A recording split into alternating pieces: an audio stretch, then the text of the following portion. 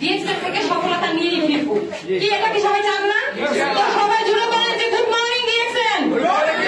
আমরা সবাই সফলতা চাই।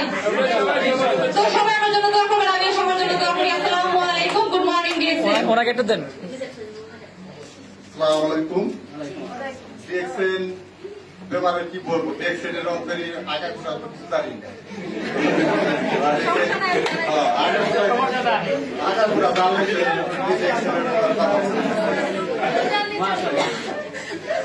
আচ্ছা সমস্যা নেই, আমার হাজবেন্ড এখনো নতুন, উনি যে আমাকে যেই প্রোগ্রাম মানে সাপোর্ট করে এটাই কিন্তু অনেক।